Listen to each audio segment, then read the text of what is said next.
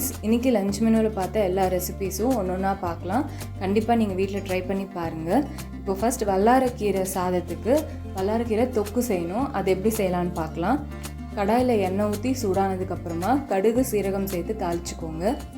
இது கூட கொஞ்சமாக உளுந்தம் பருப்பு சேர்த்து அது லைட்டாக கோல்டன் கலர் வந்ததுக்கப்புறமா 7-8 பல் பூண்டு, கொஞ்சமாக கருவேப்பிலை, 5-6 சின்ன வெங்காயம் தட்டி இதில் சேர்த்துக்கோங்க. சேர்த்து இதை நல்லா வதங்கட்டும். இந்த பூண்டு வெங்காயம்லாம் நல்லா வதங்கினதுக்கப்புறமா இதில் சின்ன சின்னதாக கட் பண்ண வல்லாரக்கீரையை சேர்த்துக்கலாம். வல்லாரக்கீரை வாங்கிட்டு அந்த இலையை மட்டும் எடுத்து நல்லா அலசிட்டு அதை சின்ன சின்னதாக கட் பண்ணி இதில் சேர்த்துக்கோங்க. சேர்த்து அதை நல்லா மிக்ஸ் பண்ணிவிட்டு ஒரு தக்காளி, ரொம்ப சின்ன தக்காளி தான், அது ஒன்று எடுத்து இந்த மாதிரி கட் பண்ணி சேர்த்து அதையும் நல்லா மிக்ஸ் பண்ணிக்கோங்க. இப்போ இதில் தேவையான அளவு உப்பு சேர்த்துட்டு இதையும் நல்லா கலந்து விடுங்க. முடிஞ்ச வரைக்கும் அந்த தக்காளியை நல்லா மசிச்சு விட்டுக்கோங்க.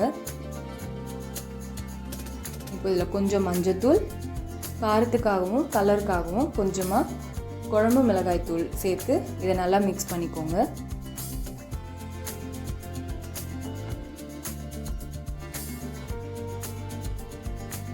ஒரு ஸ்பூன் அளவுக்கு சீரகத்தூள் சேர்த்து அதையும் நல்லா கலந்து விடுங்க. இதெல்லாம் கொஞ்சம் எக்ஸ்ட்ரா டேஸ்ட் கொடுக்கும்.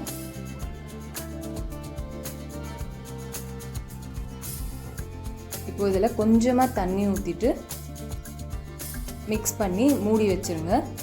அந்த போட்டோம்ல மிளகாய்த்தூள், அதோட பச்சை வாசனை போகணும். அதுக்காக தான் கொஞ்சமாக தண்ணி ஊற்றி மிக்ஸ் பண்ணிவிட்டு மூடி வச்சிடலாம்.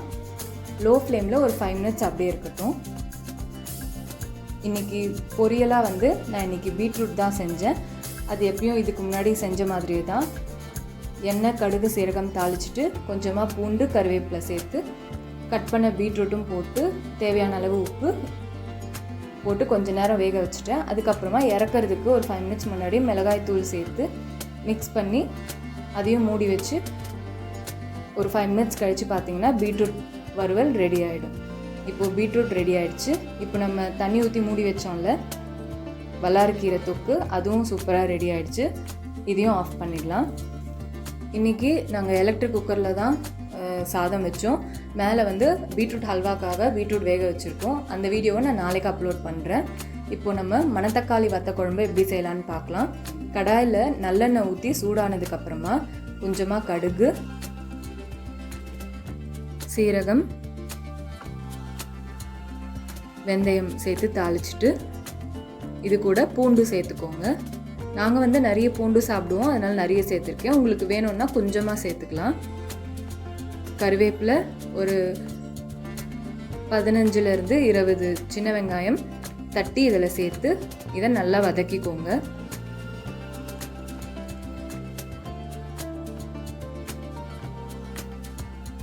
இது கூட கொஞ்சமாக பெருங்காயத்தூள்,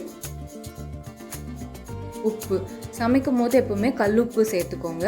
அதுக்கப்புறமா சாப்பிடும் போது பத்தலைன்னா வேணால் நம்ம கொஞ்சமாக சால்ட் சேர்த்துக்கலாம். இப்போது இது எல்லாத்தையும் நல்லா மிக்ஸ் பண்ணி விடுங்க. அந்த வெங்காயம் பூண்டெல்லாம் லைட்டாக வதங்கட்டும்.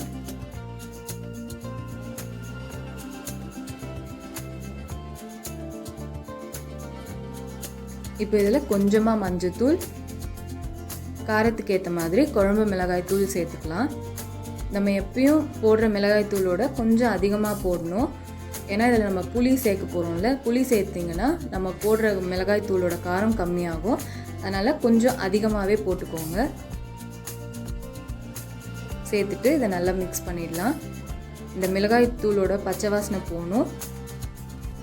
அதே நேரத்தில் அந்த மிளகாய் தூள் தீஞ்சிடக்கூடாது. அதனால் அந்த மிளகாய் தூள் எண்ணெயில் நல்லா மிக்ஸ் ஆனதுக்கப்புறமா உடனே நம்ம புளி தண்ணி ஊற்றிடலாம்.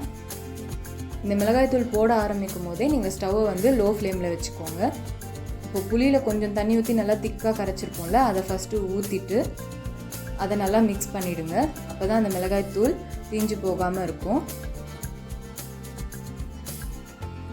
இந்த மாதிரி மிக்ஸ் பண்ணிவிட்டு அதுக்கப்புறமா நம்ம திருப்பியும் அந்த புளியில் கொஞ்சம் தண்ணி ஊற்றி அதை நல்லா கரைச்சி வடிகட்டி திருப்பியும் இந்த மாதிரி சேர்த்துக்கலாம். அதுக்கப்புறம் குழம்பு எந்த கன்சிஸ்டன்சியில் வேணுமோ அதுக்கேற்ற மாதிரி நம்ம தண்ணி ஊற்றணும். ஏன்னா இந்த தண்ணி எதுக்குன்னா இந்த புளியோட பச்சை வாசனையும் போகணும், மிளகாய் தூளோட பச்சை வாசனையும் போகணும். அப்போ இது நல்லா கொதிக்கணும்ல, அதனால் நல்லா தண்ணியாக ஊற்றி நம்ம கொதிக்க வைக்கும் போது அது தண்ணியெல்லாம் சுருண்டு போயிட்டு நம்மளுக்கு குழம்பு நல்லா கிடைக்கும். இப்போ மிக்ஸ் பண்ணிவிட்டு மூடி வச்சுருங்க. ஒரு 10 மினிட்ஸ் அப்படியே இருக்கட்டும். இப்போ நம்ம இதில் வத்தல் தாளித்து ஊற்றிடலாம். அதுக்கு ஒரு சின்ன தாளிக்கிற கரண்டியில் நல்லெண்ணெய் சேர்த்துக்கோங்க. எண்ணெய் சூடானதுக்கப்புறமா மணத்தக்காளி வத்தல் இருக்கும்ல, அதை போட்டு லோ ஃப்ளேம்லேயே வச்சு அதை நல்லா வறுத்துக்கோங்க, தீஞ்சிடக்கூடாது. இப்போ இது நல்லா கொதிச்சுட்டு இருக்குது. இதில் நம்ம அந்த வறுத்த மணத்தக்காளி வந்து எண்ணெயோடு அப்படியே ஊற்றிடலாம். எண்ணெய் அதிகம்னு நினைக்காதீங்க, ஏன்னா இந்த மாதிரி வத்த குழம்புக்கெலாம் எண்ணெய் அதிகமாக தான் இருக்கணும். அப்போ தான் அது கெட்டு போகாமல் வெளியிலே வச்சு ஒரு 4லேருந்து 5 நாள் நம்ம வச்சு சாப்பிடலாம். இப்போ அதையும் ஊற்றி நல்லா மிக்ஸ் பண்ணி மூடி வச்சுருங்க.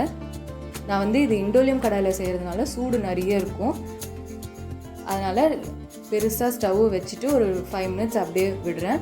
இது கூட 1 ஸ்பூன் அளவுக்கு சீரகத்தூள் சேர்த்து மிக்ஸ் பண்ணி லோ ஃப்ளேமில் வச்சு நல்லா மிக்ஸ் பண்ணி விடுங்க. இங்கே பாருங்கள், லோ டு மீடியமில் தான் வச்சுருந்தேன். நல்லா குழம்பு வந்து சூப்பராக வந்துருச்சு. இந்த திக்னஸ் போதும். இப்போ இதுலேருந்து எண்ணெய் பிரிஞ்சு வர்றதுக்காக லோ ஃப்ளேமில் வச்சு மூடி வச்சிடணும். இது வந்து கத்திரிக்காய் கூட்டு நம்ம எப்பயும் செய்கிற மாதிரி தான். சிறுபருப்பு, வெங்காயம், தக்காளி, கத்திரிக்காய், மஞ்சத்தூள், மிளகாய்த்தூள், உப்பு சேர்த்து தண்ணி ஊற்றி வேக வச்சிடலாம். இப்போ பாருங்கள், நம்ம இதை லோ ஃப்ளேமில் வச்சிடணும்ல, அழகாக எண்ணெய் பிரிஞ்சு வந்திருக்கு. இந்த கன்சிஸ்டன்சியும் நம்மளுக்கு கரெக்டாக இருக்குது. ஒரு வத்த குழம்பு இந்த கன்சிஸ்டன்சியில் இருந்தால் தான் ஊற்றி நல்லா பிசைஞ்சு சாப்பிடும்போது சூப்பராக இருக்கும். இப்போது நம்மளோட வத்த குழம்பு சூப்பராக ரெடி ஆகிடுச்சு. இது கூட லாஸ்ட்டில் நம்ம ஸ்டவ் ஆஃப் பண்ணிவிட்டு மிளகுத்தூள் சேர்த்து மிக்ஸ் பண்ணிவிட்டு இறக்கிடலாம். கண்டிப்பாக நீங்கள் இதை ட்ரை பண்ணி பாருங்கள், டேஸ்ட் ரொம்பவே சூப்பராக இருக்கும். அதுவும் இந்த மாதிரி வச்சுட்டு ஒரு செகண்ட் டே இல்லை 3rd டே அந்த மாதிரி சாப்பிட்டிங்கன்னா ரொம்பவே நல்லாயிருக்கும். செஞ்ச அன்னைக்கு விட அடுத்த நாள் தான் ரொம்ப நல்லாயிருக்கும். கண்டிப்பாக இதை ட்ரை பண்ணி பாருங்கள்.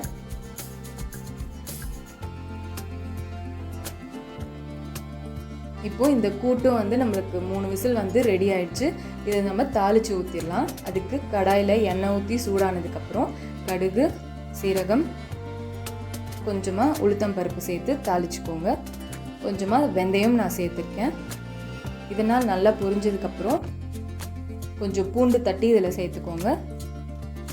கொஞ்சம் காரத்துக்கும் இல்லை பார்க்குறதுக்கு அழகாக இருக்கிறதுக்காகவும் காஞ்ச மிளகா சேர்த்து இது நல்லா வறுபட்டதுக்கப்புறம் கொஞ்சமாக கருவேப்பிலை சேர்த்து நல்லா மிக்ஸ் பண்ணி விடுங்க. இப்போ தாளிப்பு ரெடி ஆயிடுச்சு. இதை வந்து நம்ம இப்போ கூட்டில் ஊற்றிடலாம்.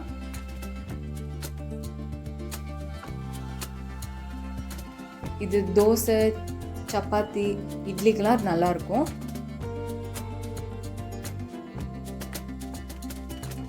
இப்போ இதை நல்லா மிக்ஸ் பண்ணி சர்வ் பண்ணலாம். கூட்டு ரெடி, சூப்பராக ரெடி ஆயிடுச்சு. கண்டிப்பாக நீங்கள் வீட்டில் இந்த எல்லா ரெசிபியும் ட்ரை பண்ணி பாருங்கள், ரொம்பவே சூப்பராக இருக்கும். இந்த வெயிலுக்கெல்லாம் சிறுபருப்பு, தயிர் இந்த மாதிரிலாம் நிறைய சேர்த்துக்கணும். அதனால் இந்த மாதிரி கத்திரிக்காய் போட்டு இல்லை எந்த காய் வேணால் போட்டு கூட்டு மாதிரி வச்சு சாப்பிடலாம்.